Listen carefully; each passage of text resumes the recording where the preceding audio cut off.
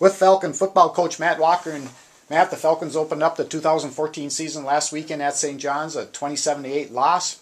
Great place to play, I know, great atmosphere, but your thoughts on the game? Well, it was clearly a tough day for everybody involved. Looking back at the game and watching the film of the game and having time to reflect, it was about what we thought it was watching it on the field, and that is that we had some good individual performances and a lot of positive things that come out of the game, and our quarterback and Ryan Kuslik, one of the captains of our team, and a guy who's invested as much as anybody in this, would be the first one to tell you this, so I'm not saying anything that's going to upset him any more than he already is, but he didn't play very well, and it hurt us, and he knows that, and we've talked about it, and we made other mistakes, and other things happened during the course of the day, but we had some very solid stuff happening on both sides of the ball, but the quarterback play wasn't very good. He struggled.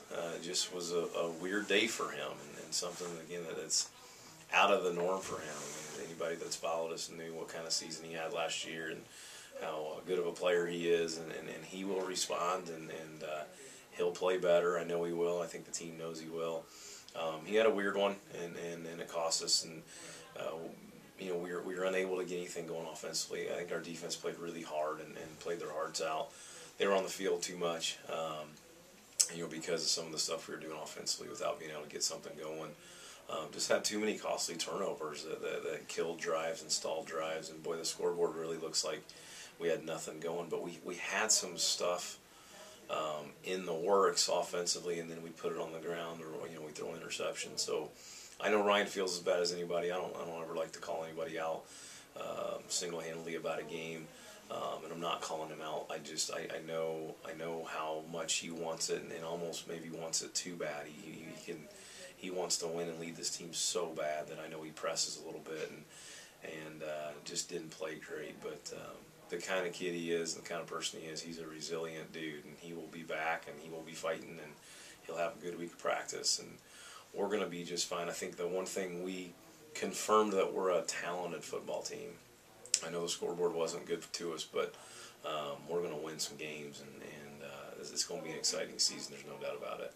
Matt, earlier you had mentioned the offensive line play. Could you talk a little bit about that some more? Yeah, we always do weekly MVPs, and I think it was really obvious that they were the MVPs. The whole group played so well, and again, we didn't have much result to show for them, but they were leaning on people and moving people and creating holes. And if we could have just stayed in the football game early, we really had something going in the run game. We controlled the line of scrimmage, believe it or not. Even watching the film, there was never a time where you felt like we did not control the line of scrimmage. So they played well. It's an exciting group and a big, strong, athletic group that I don't want to say is more talented than we thought, but they were exciting to watch on Saturday despite a tough result at the end. On the defensive side, you mentioned Nick Jacobson. He had 4 solo tackles, 6 total tackles, recovered a fumble. Could you talk about Nick's play a little bit? Nick was good along with the rest of I think our defense, our front 7 played well, and it's not that our back 4 didn't play well. They just weren't challenged much in the run game. It became a ground and pound game for St. John's once they got the lead. That our back 4 just didn't get challenged much, and so they just didn't put up any gaudy stats. But I thought we played well in the front 7. Nick, he was just getting double teamed so much in their power scheme, and he kept splitting double teams and was in the backfield.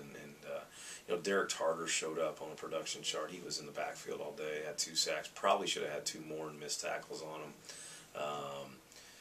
Luke Rackey had a bunch of tackles and production points. We had guys showing up on the defensive front 7. There's no doubt.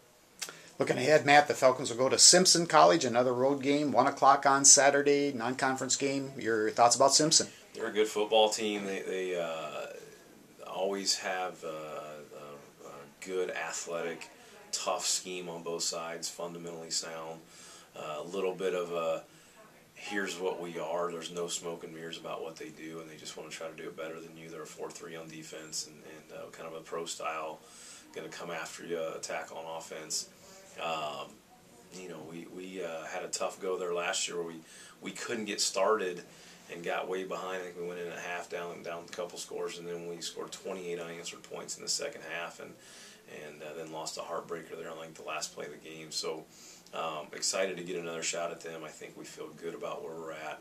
We're healthy coming out of the St. John's, which is always important. But we got our work cut out for us. This is a good football team who plays in a good, tough Iowa league, and is always in the top half of that league, fighting to try to win it. So we got our hands full again. But the guys will come out swinging, and this is a resilient group they're dedicated to this and bought in, and so I feel good about where we're at. Matt, thanks for your time. We'll talk to you again next week. Thank you.